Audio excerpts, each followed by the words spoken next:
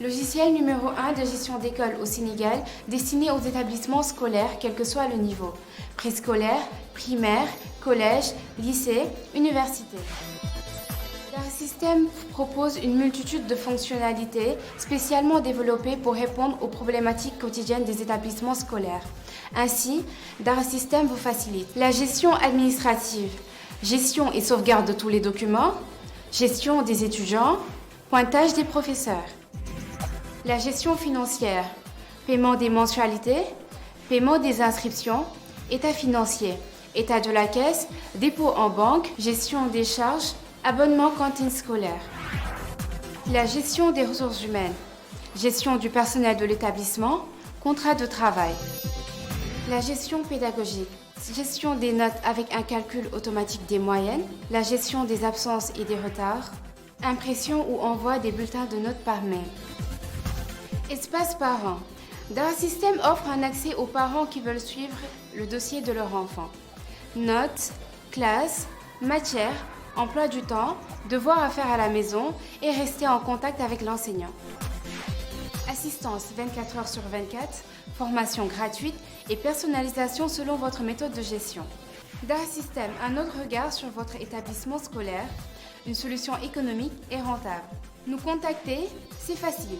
Composez le 77 164 85 85 77 511 88 08 ou le 76 614 47 09 ou visitez notre site web www.datasystem.net. Datasystem, logiciel numéro 1 de gestion d'école au Sénégal, moo leen di may seen émission Kennu Askan Wi.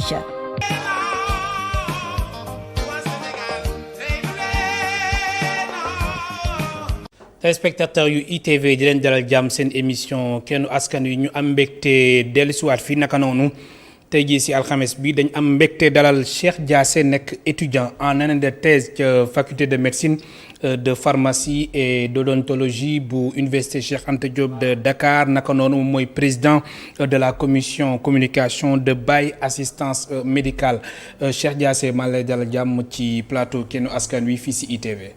waaw jërëjëf El Hadj Malick Cissé ñu ngi lay nuyu di rafetlu teewaay bi invitation bi ñu invité fii di nuyu waa téléspectateur ITV oui di rafetlu invitation bi nga invité BAM Baye assistance médicale oui bu ma ñëw teewlul tey man seen président commission communication très bien donc di la wax jërëjëf.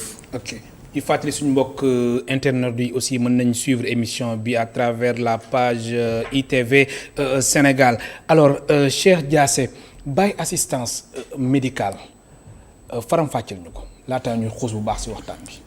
waaw balaa ñuy wax ci Baye assistance médicale. oui dañuy njëkk di gërëm suñuy waajur. oui di nuyu di ziyaare suñu xalifa Medina Baye. di Mouhamadou Maay Ibrahima Niass. ak ay rakkam. di nuyu waa Baye assistance médicale suñuy aînés ñi. di nuyu waa comité médical COMAF ak bu Ansaarud-Din. oui donc El Hadj Malick Baye assistance médicale dafa doon benn association boo xam ne. dañ ko jëmmal 1999. très bien donc boobaak léegi am na ñaar fukki at ak benn. donc bu ñu koy jëmbal suñu ay aînés suñuy mag ñoo nekkoon université. léegi ñoom bu ñu nekkee université ñoom gisoon nañ ne Medina Baye amutoon benn assistance médicale ci gàmmu yi. donc ñoom benn équipe de 7 personnes. ñoo ko jëmmaloon. donc Baye assistance médicale association médico-sociale la.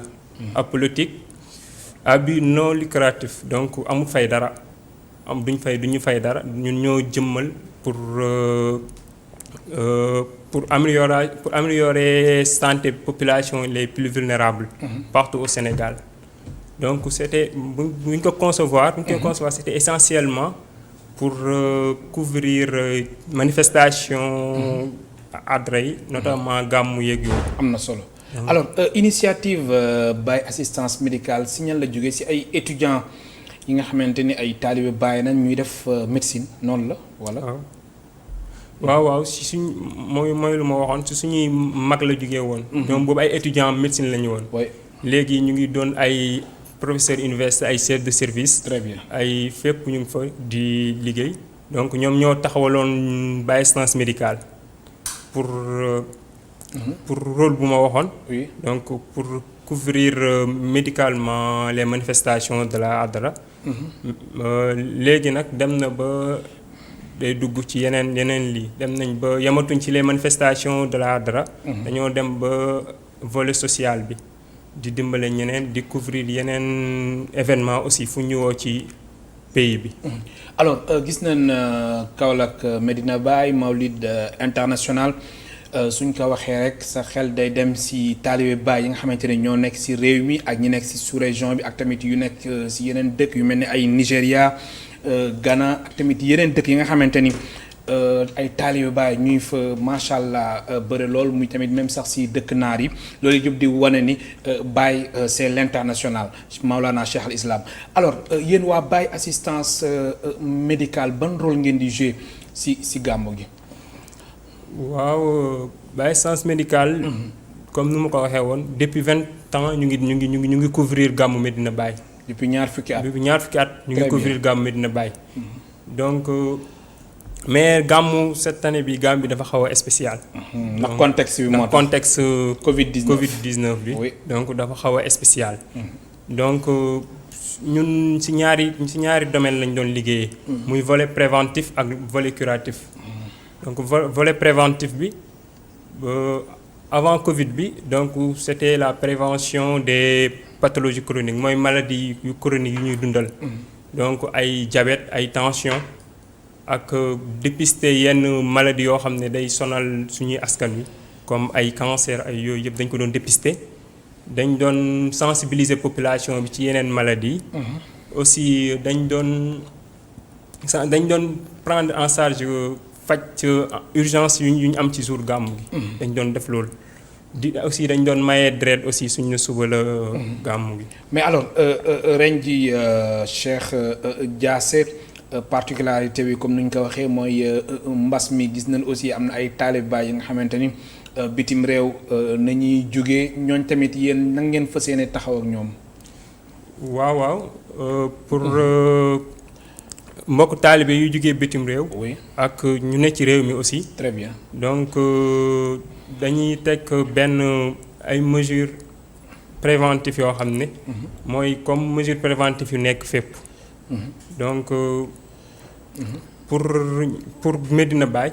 donc dañ fay def comme nu ñu defee mooy dëju suñu xalifa bi. ci Covid bi la woon te réussiroon nañ événement boobu. te boobu yéen a ngi fa woon tamit te boobu ñu ngi fa woon boobu Baye assistance médicale mu ngi fa woon. di jàpp ci événement bi. donc mais bii gàmmu la international. donc day gën a rëy. day gën a rëy. donc dinañ taxaw pèlerin yëpp. donc ci prévention bi ci sensibilisation bi donc bëgg. oui allez-y. ci sensibilisation bi. donc di leen ñaax di leen respecter loo mesures barrières yi. pour éviter lii. alors si sensibilisation boobu sax laay taxaw ndax gis nañ fan yi Cheikh Mahi Cissé ñu koy nuyu di ko ziar nekk porte-parole bu xalif bu Medina Baye moom tamit fan yi am na ay kàddu yu mu wax di ñaan tamit ñi nga xamante ni di ñëw di gàmmu gi ñu respecter mesures barrières yi nga xamante ni ak recommandation yi nga xamante ni waa ministère de la santé et de l'action sociale wax nañ ko yéen waa Baye assistance médicale wala sensibilisation lan ngeen fas yéene def exactement. waaw di nuyuwaale suñu sëriñ boobu nga wax. Cheikh Mahi Cissé. ñu ngi koy nuyu di ko ziyaare. mooy porte-parole Medina Baye Niass. donc ñu ngi gis ne seen liggéey bu rafet bu ñuy def pour waajaay gàmmu bi. donc Baye assistance médicale pour waaj gàmmu bi teg na ay points. premier point bi c'est jéem a def mesure de sécurité comme ni ñu ko defee woon ci gàmmu bi am benn rayon de sécurité boo xam ne. benn rayon de sécurité boo xam ne 2 mètres carrés lay doon. 2 mètres carrés 2 mètres carrés donc ci lu wër jumaa ji. 2 mètres carrés ci lu wër jumaa ji comme ni ñu ko defoon ci funérailles bi ci dëju benn mètre carré la woon mais bii 2 mètres carré la pour lu wër jumaa ji. du am ay dajaloo yu bëri. du am dugg boo xam ne loolu dañ ciy liggéeyat sécurité nationale. waaw police te tamit da ngeen di exiger aussi fidèles yuy ñëw tamit di gàmmu ñoom ñëpp ñu takk masque. waaw aussi beneen boobu mooy premier volet bi deuxième bi. oui dañuy defar ay unités d'alerte et de prévention. très bien unité yooyu ni muy defee dañuy liggéeyat ay daayira. ci daayira yi la ñuy dem wax ak ñoom pour ñuy sensibiliser ñoom tamit seen côté. di sensibiliser seen ñu bokk ci daayira bi liggéey ak BAM. donc di exiger ñëpp ñuy sol takk masque. di raxasu di respecter distance ñaari nit. oui suñ ko mënee respecter te di moytu ay bousculade yeeg yooyu. di moytu bousculade yeeg yooyu. ma fàttali suñu mbokk téléspectateurs yi ñu ngi dalal tey seen émission kennu askan wi Cheikh Diassé nekk étudiant en année de thèse ca faculté de médecine de pharmacie et d'odontologie bu université Cheikh Anta Diop de Dakar naka noonu moom mooy président commission communication bu Baye assistance médicale ma ngeen participer ci émission bi soo leen wootee ci 88 628 74 74 88 628 74 74 am na suñu benn téléspectateur bu nekk ci ligne bi déjà ñu jël ko ba xam allo kooku dem na alors suñu nee tamit Mawlid international Medina Baye wàllum ziar tamit nekk lu am solo. wàllum ziar si seen périmètre bi nga wax léegi ni wàllum ziar bi yan disposition ngeen fas yéene jël. pour wàllu bëgg ziar xalif bi ak sëriñ yi fa nekk yëpp macha allah. pour wàllu ziar bi. donc BAM dina am benn unité d'alerte et de prévention. di liggéey ak daayira yi au niveau des si kër sëriñ yi. ak daayira yu si dalukaay daayira yi. si dalukaay daayira yi dinañ wax ak ñoom. donc ñoom ñu am seeni membres yoo xam ne dinañu mën a jàppale. ba ñuy respecter raxasu bi. te ñuy sécuriser sëriñ bi ba dinañ respecter distance yi pour di ko ziyaare. aussi au niveau des lieux de culte mooy jumaa jeeg yooyu. dinañ jéem a exiger ñëpp ñuy takk masque. donc di leen jox ay gel ñuy ak raxasukaay. donc. ak mesure ak distanciation sociale yi. am na solo am na suñu téléspectateur bu nekk ci ligne bi allo.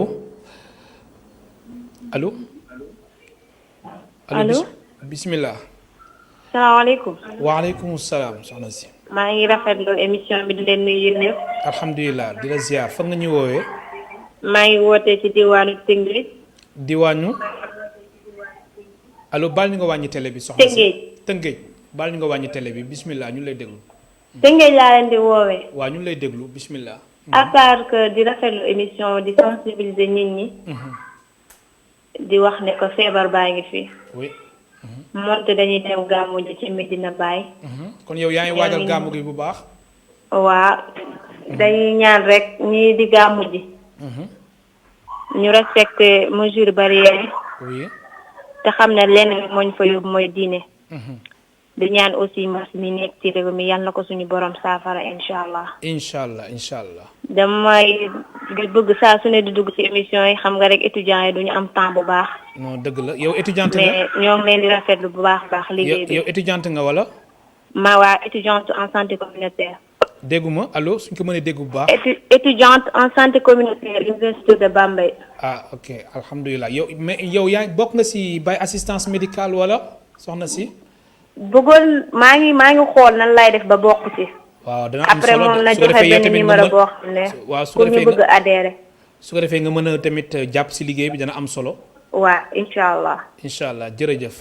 ok kontaan naa loolu. fi amanillah jërëjëf gis na soxna si tamit moom bëgg na dugg ci Baye assistance médicale ñu anticiper ci question boobu alors ñi ci bëgg dugg ba pare ji def wàllum wér-gu-yaram nan la ñuy def.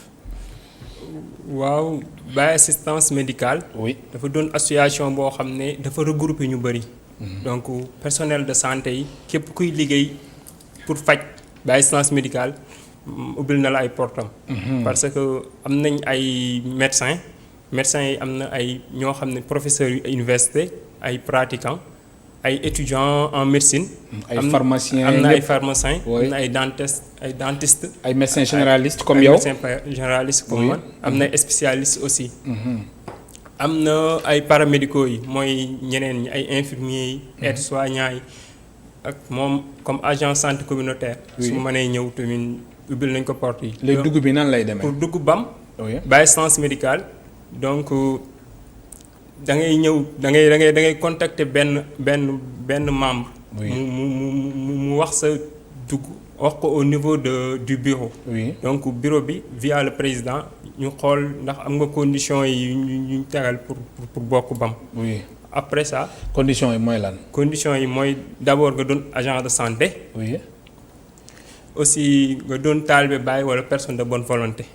donc du taalibe Baay rek mais personne de bonne volonté. maanaam mën nga bañ nekk taalibe Baay ba pare nga bokk ci membre Baay assistance médicale. waaw man nga ñàkk nekk taalibe Baay bokk ci membre Baay assistance médicale. mais foog nga nekk personnel de santé. maanaam daal foog nga yëngu ci wàllu wér-gu-yaram am na solo. am na keneen ku nekk ci ligne bi allo ñu jël ko allo. kooku dem na alors Cheikh Diassé wàllu moyen nag yéen waa Baye assistance mbir mi nan la fa tëddee jamono ji est-ce que lépp yem na wala tamit yéen a yi xaar tamit ñu gën leen jàppale su ko defee seen mission ngeen mën ko accomplir bu baax a baax ci Mawlid international bu ren. waaw heureusement wàllu moyen Baye assistance médicale dafay liggéeyat région médicale bu Kaolack. ak district médical bi. donc Baye assistance médicale liggéey terrain bi lay def. liggéey terrain bi waaw très bien. au niveau district bi ñoom ñooy lépp luy médicament yooyu yëpp ñoom ñoo koy gérer ak benn dotation. donc sur ça damay lancer benn appel. au niveau de la ministère bi. donc parce que ren dafa doon lii boo xam dafa spécial. dafa doon année boo xam dafa spécial contexte Covid bi ñu nekk. donc ñu ngi lancé ministère mu yokk dotation bi parce que il paraît que même dotation la joxe yu année yu doon weesu. maanaam lu leen doon jox waa ministère de la santé et de l'action sociale lu leen doon jox at yi weesu moom la leen jox ren. tey ren ak contexte bi ñu nekk nii muy contexte bu Covid 19 dotation bi dafa war a yokk. waaw te ndax loolu doyul sax. doyul maanaam lu leen doon jox doyutoon. te ren ji mbas mi ñëw na ren mbas mi ñëw na donc suñu joxaatee lu ñu doon jox. donc dina créer problème ci liggéey bi. ah bon waaw loolu dañ ko faroon gën a xóotal léegi nii ma jël keneen ku nekk ci ligne bi allo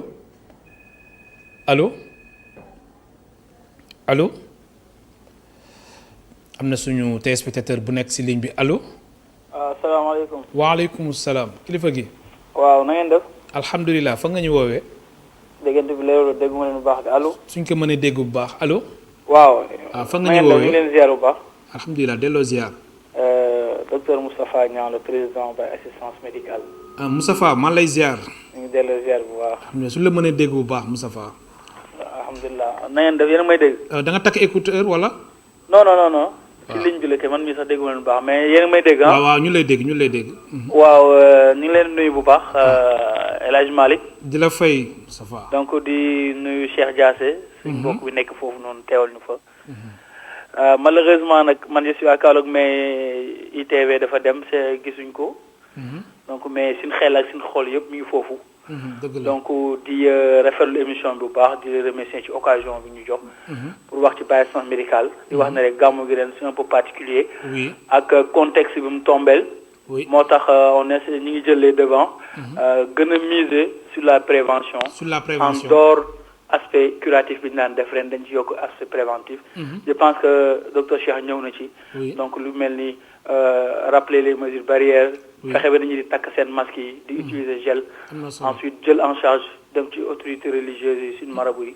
ku si nekk ñu yóbbul la une équipe médicale. bu leen dimbale ci wàllu wér-gu-yaram. je pense que loolu mooy nouveauté bi ren. di lancer un appel nit ñi. ñu jàpp ci bu baax a baax. ndaxte BAM lépp lu muy def sur fonds propres la koy defee. donc di gërëm suñuy partenaire Ansaarud-Din ak région médicale bu Kaolack ak district bu Kaolack. mais daal ñu ngi koy waajal bu baax a baax. ñu ngi waajal tamit don de sang bi ñuy def la veille ndax xam nañ ne. suñu banque de sang yi dafa vide fii Kaolack amul benn poche de sang. ah bon donc benn poche amu fi. képp ku feebar dañuy woote ay message jàll ay communiqué pour nit ñi ñëw mën a maye. donc bii mu war a nekk 4e édition chaque veille gàmmu dañuy def don de sang à Medina Baye pour dimbalee ko banque de sang bu Kaolack. donc ñu ngi lancé appel ñëpp. très bien allo président. waaw ci wàllum moyen Cheikh Diassé wax na ko léegi ministère de la santé lu leen doon jàppale at yi weesu moom leen di jàppale ren jii te yéen ren da ngeen di sàkku mbir mi mu gën a am doole ndax contexte bu ñu nekk la. dëgg la waaw ren vraiment bu ñu sañoon. oui état bi yokku dotation bi li nga xam ne ni moom la fay indi ndax contexte bu ñu tombeel la. daaw li ñu indi woon Kaolack moom la ñu indiwaat ren am na Covid 19 daaw amu ko je pense que waroon na gën a yokk. donc ñu gën a lancer appel état bi ministère vraiment ak kilifa yi. ñu yokk moyens yi ndaxte dina nekk loo xam ne ni prévention bi daf ci am solo. donc nañu yokk moyens yi nga xam ne ni mooy tax ñu mën a xeex ak mbas mi. ñaan yàlla dimbali ñu ci ba ñu am 0 cas à Kaolack. te loolu mën nañ ko. comme qu'on a choisi ne dañu bëgg a célébrer juddu Yonent bi sallallahu alayhi wa sallam. donc na ànd ak les moyens. maa ngi lancé appel population ñu respecter les mesures barrières. mais aussi à l'État mu mettre les moyens pour ñu mën a réussir mission boobu xam ne suñu mission la ñun ñëpp. allo président. waaw juste rek pour terminer gis nañ gàmmu gi jeudi la incha allah te dalay leer ni am na si ay taalibe yi nga xamante ni ajjuma fa nañuy jullee juma loolu tamit yéen a ngi koy bàyyi xel bu baax. waaw ñu ngi bàyyi xel loolu ndax prise en charge bi ñuy def. avant le pendant ak après le gàmmu. donc suñu équipe dana fa nekk 2 jours avant gàmmu ak jour gàmmu ak lendemain gàmmu donc loolu lépp pour assurer prise en charge pour pèlerins yi. bëgg nañ képp kuy ñëw nga gàmmu ci jàmm gàmmu passé gàmmu nga ci jàmm ñëw ci jàmm passé ko ci jàmm delluwaat ci jàmm donc loolu mooy ñun loolu mooy suñu yite. ñun demuñ pour déglu ji gàmmu demuñ pour ziyaara dañoo dem pour participer ci wàllu wér-gu-yaram bi nga xam ne nii ci loolu la ñu yëngu donc loolu mooy yóbbu Kaolack di leen assurer avant pendant ak après le gàmmu. merci président di la gërëm baax di la sant nga nuyu waa Kaolack. allo Cheikh dégg nga sa président moo doon woote moom lu mu nekk Kaolack sax moo tax mënul woon teew si émission bi. noo gisee réaction am. waaw maa ngi koy nuyu. suñ président Bam moom moo ñu jiital. oui donc. di wax ci fu mu daanalee fa lay jëlee rek. donc muy ren dafa doon benn année bu spéciale. parce que ñun ñoo jël li def célébrer gàmmu gi. parce que am na ñu ko deful aussi. donc képp kuy membre képp kuy pèlerin foofu ñëw Médina yow yaa mën a gën a jàpp ci xeex bi. maanaam ku nekk da nga war a jàpp. ku nekk da nga war a jàpp ci xeex bi. respecter mesures barrières yi très bien exactement. soo gisee sa mbokk taalibe bu deful loolu nga wax ko. donc parce que ñun dañ leen di guider rek mais mënuñoo nekk seen place. oui donc ku nekk moo responsable ci loolu. am na solo am na keneen ku nekk si ligne bi allo kooku dem na gis nga moo nekk ni sax baam ak photo Maulana Cheikh al Islam Alhaaj Ibrahima Niass Baye am na keneen ku nekk si ligne bi allo allo. asalaamaaleykum wa rahmatulah. waaleykum salaam wa rahmatullah soxna Safiatou bismillah. merci en fait merci beaucoup maa ngi ziar Baye Cheikh Diassé. di leen féliciter parce que très sincèrement waa Baye assistant moom médical wax dëgg yàlla seen taxawaay ci gàmm gi yàgg na macha allah te tout le temps taxawaay bu rafet la ci am. donc xam naa ne ren moom du yomb. comme ni mu ko waxee léegi mais toujours est-il que nañ nekk ci prévention bi comme ni mu ko waxee puisque dañoo décider def gàmmu gi wax dëgg yàlla kenn ku ci nekk war nga cee xar sa tànk tubay pour yëpp jëm ci kanam ba nga xam ne nii mbas ma du falaw donc ñu ngi demander taalibe Baay yëpp ak bépp pèlerin boo xam ne nii di nga ñëw en fait foofu di Médina Baye ñu ngi lay ñaan nga respecter quand même disons mesures barrières pour que effectivement Covid-19 bi liñ ciy ragal yëpp pour la waay bi mu bañ a am. loolu aussi maa ngi ziar waa daayira des étudiants talibé de Baye Niass bu université Cheikh Anta Diop. parce que foofu ay jàmbaar lañ te ñi nekk nii tamit Baye assistant ñu ci bëri effectivement fa la mbir mi soqee ko. te wax dëgg yàlla seen taxawaay rafet na di leen féliciter di leen encourager bu baax. wax na seen liggéey seen taxawaay rafet na am na yeneen tamit ñeneen ñoo xam ne ñu ngi ci yeneen association di def liggéey bu baax ñooñu tamit ñu ngi leen di féliciter di ñaan quand même ñu def gàmm gi ci jàmm ak salaam ci dal yàlla dimbali ñu ba mbas mi bu mu falawee. allo Safiatou voilà merci beaucoup. allo Safiatou. waaw. alors ci wàllum dotation ñoom nee nañ waa ministère de la santé moyens yu mu leen doon jox at yi weesu moom leen jox ren te pourtant ren mbir mi dafa waroon gën a am doole ndax contexte bi ñu nekk. waaw loolu c'est effectivement wax nañ dëgg parce que les contextes sont différents. tey bu fekkee ne masque mi dafa am te ñun leen y a beaucoup plus de risques par rapport ak yenn maladies yi effectivement waroon nañoo mën a yokk dotation bi mais taalibe yi aussi kenn ku ci nekk li nga xam ne nii am nga ko aussi nga def ko sa akulaay taala aussi xam ne mbir mi ñëpp la guddi gi Yonent bi sallallahu alayhi wa sallam képp kuy jullit rek ci nga bokk loo ci mën nga def ko ci rek te yàlla tax en plus li nga xam ne nii aussi état bi war na koo def moom it mu dugal ci loxoom xam ne situation particulière moo tax mu loolu war a am ñu yokk dotation yi. merci beaucoup Safiatou. voilà merci à vous. di la gërëm bu baax di la sant xam naa ni moom kilifa yi dinañ leen dégg de ndax ren ji moom vraiment kilifa yi war nañu yokk seen loxo n'est-ce pas cher. waaw kilifa yi war nañu yokk seen loxo mais personne de bonne volonté yi tamit mën nañoo jàpp ci loolu. donc ku nekk mën nga wax ne man su may dem dinaa jënd gel bi yóbbaale ko. wala jënd paquet masque bi yóbbaale ko. donc da nga ci mën a jàppale.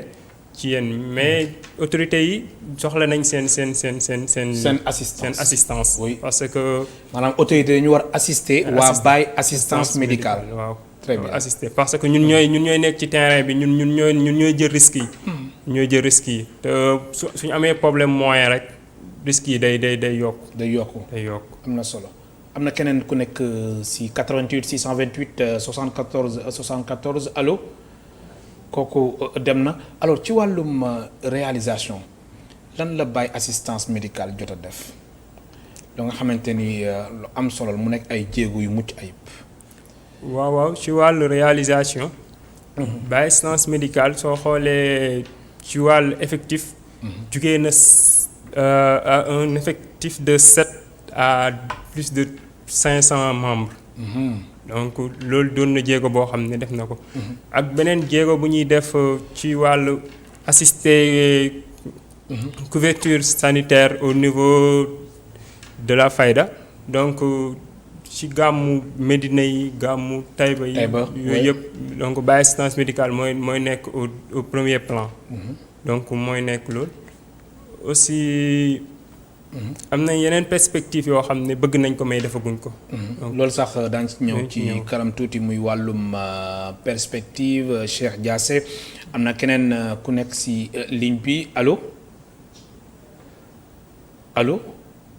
kooku dem na alors membre Baye assistance médicale su weesoo faculté de médecine de pharmacie et d'odontologie bu université Cheikh Anta Diop de Dakar yeneen régions yi nag am na ñu fay jógee nekk membre wala.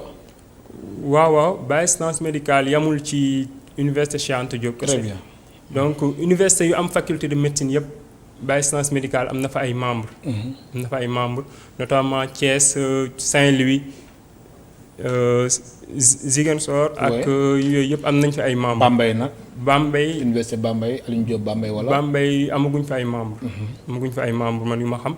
mais foofu aussi ñu fay jàngale wàllu wér-gu-yaram santé communautaire. santé communautaire bi. mais santé communautaire membre BAM santé communautaire amagul. amagul. mais quand même boole ngeen ko ci seen projet yi perspectives yi ñuy def santé communautaire mën a dugg ci Baye assistance médicale. waaw comme nu mu ko waxee rek képp kuy personnel de santé rek BAM ubbil na la ay portam.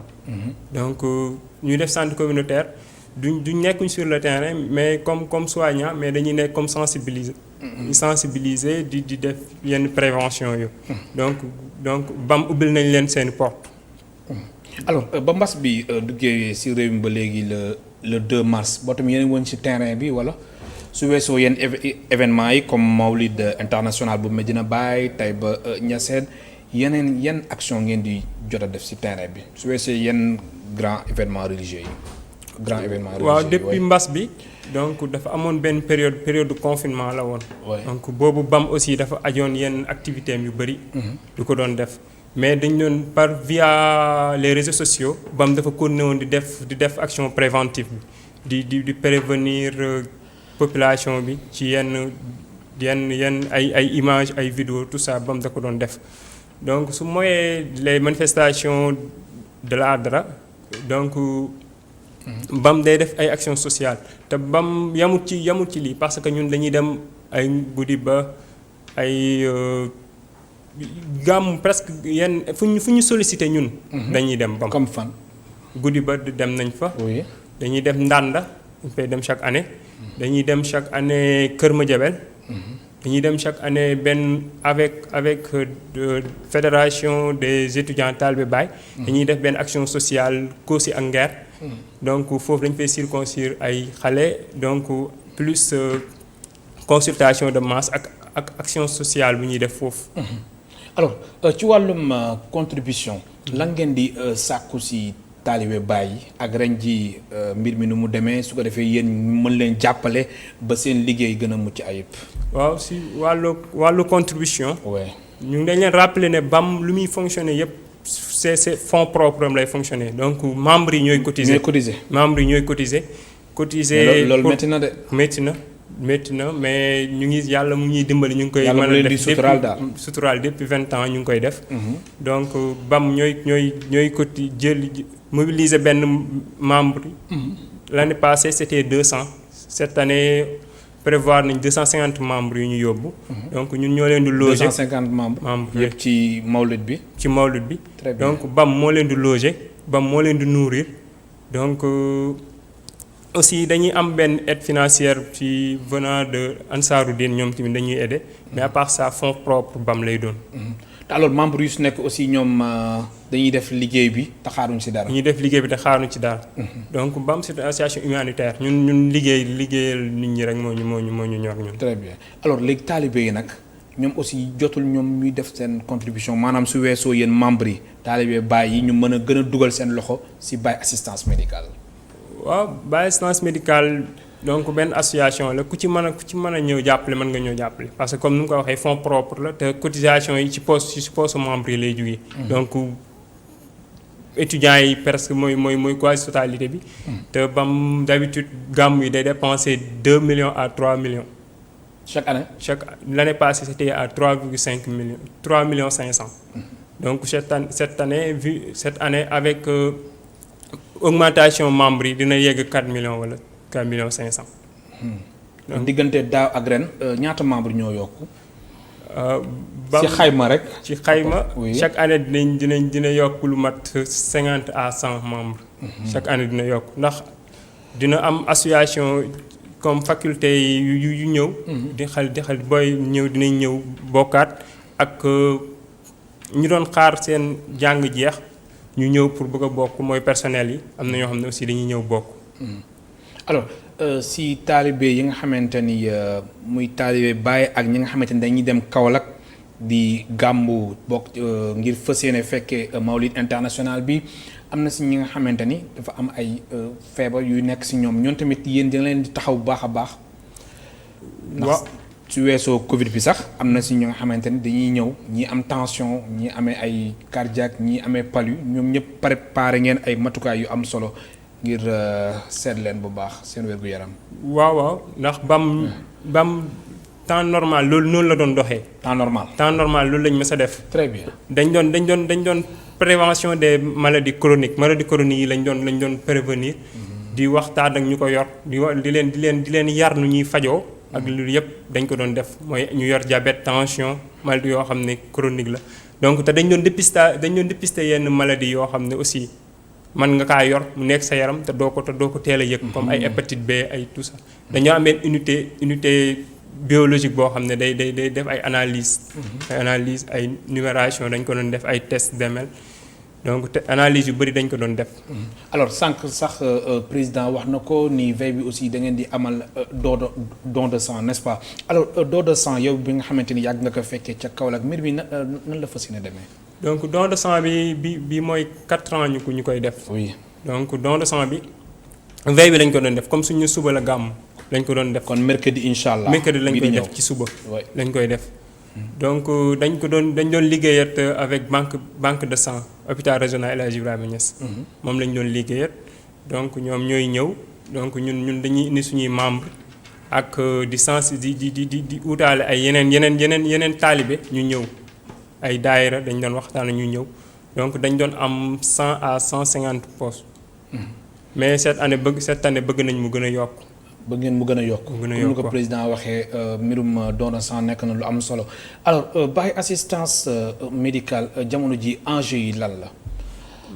waaw Baye assistance médicale donc yàgg naa dem ñaar fukki at association bu ko dund war ngaa jëmmal loo xam ne war na laa may lii donc ñun pour loolu bëgg nañ benn clinique boo xam ne dinañ ko am biir Medina Baye boo xam ne Baye assistance médicale moo ko jëmmal aussi bëgg nañ am foo xam ne fa la ñuy ba ñuy dal suñ demee gàmmu loolu amoo leen ko loolu amaguñ ko ba léegi bëgg nañ kër Mérina wala alentour yoo xam ne dinañ fa mën a dal bés bu ñu heure bu ñu demee gàmm donc kon xaalis bu ñuy ne di luyee ay kër ak yooyu xañ na ci Baye. kon yéen chaque Mawlud international Medina Baye da ngeen di louer pour seen membres yi mën a dëkk foofu te da ngeen koy fay.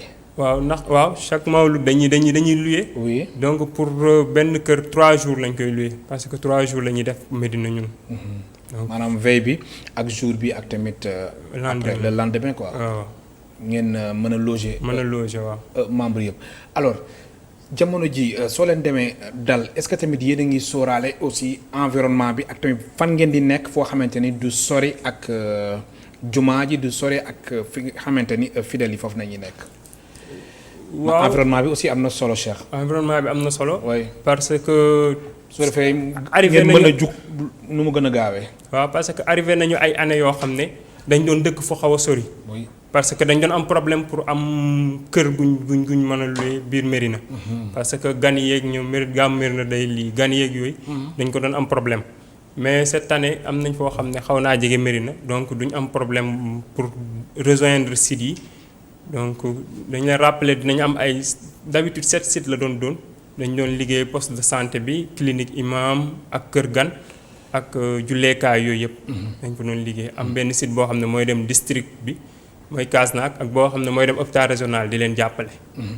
alors Cheikh Diassé yow nga nekk étudiant en année de thèse noonu la. ca faculté de médecine de pharmacie et d'odontologie bu université Cheikh Anta Diop de Dakar yow principalement sa rôle lan lay doon ci Baye assistance médicale ci Mawlid international bu ren bu Medina Baye.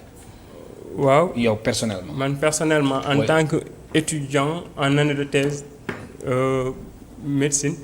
donc sama rôle tout d'abord préventif lay doon. oui donc ndax on dit que prévenir vaut mieux que guérir. donc dinañ sensibiliser taalibe yuy ñëw ñëpp. aussi dinañ jàpp ci paj bi. comme ni ñu koy def ndax chaque année ñun dañuy dem. ci poste de santé presque fa la ñuy dal man Medina laa dëkk mais suñ kër du ma leen dalal gàmmu sax. parce que du ma leen tal ndax malade yi. oui donc dañuy dem ci site yu ma la wax noonu di faj ci malade yi urgence yooyu yëpp dañ leen di gérer donc yàgg nañ ko def man depuis première année maa ngi bokk médecine maa ngi bokk BAM. donc 8 ans ngi nii maa ngi nekk BAM. te chaque année loolu laa doon def. alors yow médecin généraliste nga. waaw médecin généraliste alors su weesoo prévention bi lan ngay def exactement médecin généraliste. rôle am lan la. médecin généraliste su téléspectateurs yi. waaw médecin généraliste rôle am mooy. oui su malade ñëwee am na malade yoo xam ne duñ mën a yegg directement ci spécialiste bi. donc médecin généraliste mooy nekk au devant moom malade day am maladie yoo xam ne feebar yoo xam ne moom moo ko mën a faj moom moo koy faj. léegi su laajee mu dem spécialiste mu dem yabal ko fa. donc loolu mooy rôle médecin généraliste. te loolu nga fas yéene taxawee ren jii nii. waaw loolu laa fas yéene taxawee incha allah. am na sunu beneen téléspectateur bu nekk ci ligne bi allo kooku dem na alors très rapidement Cheikh Diassé perspective Baye assistance médicale su weesoo réalisation yi nga xamante ni yéen bëgg ngeen ñu defal leen seen perspective lan la. ngir Baye assistance médicale. gën a mucc ayib. suñ perspective pour Baye assistance médicale gën a mucc ayib. oui.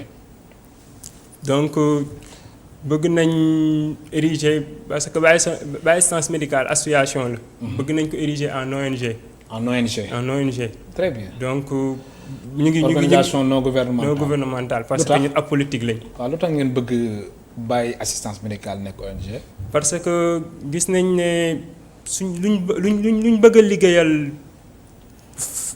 buñ bëgg a liggéeyal taalibe yi ak nit ñi donc nekk association dinañu baare ci lu bëri parce que dañuy am problème fonds comme nu mu la ko waxee parce que cotisation tamit dafa am fu muy yem.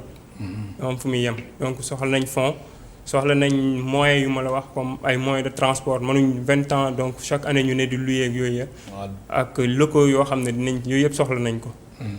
donc à part ça c'est. à part ça ak lan. ak bëgg nañ loolu day doon perspective bam pour Médina. oui bëgg nañ relever seen plateau technique bi. très bien parce que Kaolack population kaolackoise bu am benn hôpital régional donc ndaw na ci population Kaolack.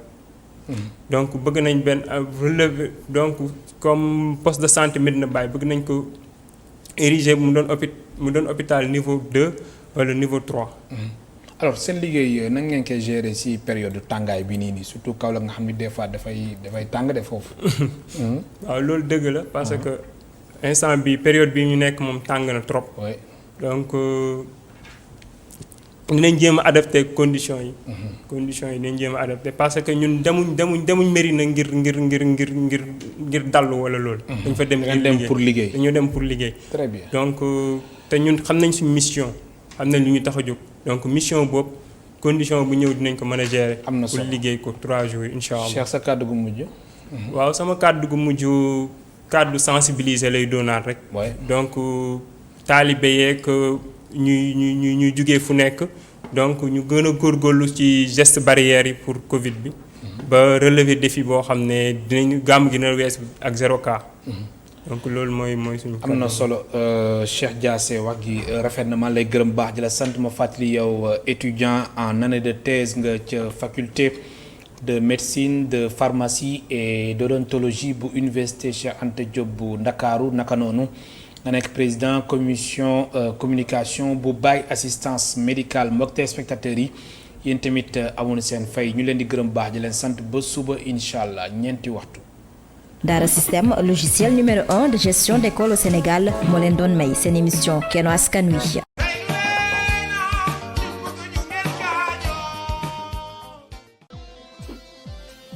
Dara Système, logiciel numéro 1 de gestion d'école au Sénégal destiné aux établissements scolaires quel que soit le niveau, préscolaire, primaire, collège, lycée, université. Dara Système propose une multitude de fonctionnalités spécialement développées pour répondre aux problématiques quotidiennes des établissements scolaires. Ainsi, Dara Système vous facilite la gestion administrative, gestion et sauvegarde de tous les documents, gestion des étudiants, pointage des professeurs. La gestion financière, paiement des mensualités, paiement des inscriptions, état financier, état de la caisse, dépôt en banque, gestion des charges, abonnement cantine scolaire. La gestion des ressources humaines, gestion du personnel de l'établissement, contrat de travail. La gestion pédagogique, gestion des notes avec un calcul automatique des moyennes, la gestion des absences et des retards, impression ou envoi des bulletins de notes par mail. Espace parents. Dara Système offre un accès aux parents qui veulent suivre le dossier de leur enfant. Notes, classes, matières, emploi du temps, devoirs à faire à la maison et rester en contact avec l'enseignant. Assistance 24 heures sur 24, formation gratuite et personnalisation selon votre méthode de gestion. Dara Système, un autre regard sur votre établissement scolaire, une solution économique et rentable. Nous contacter, c'est facile.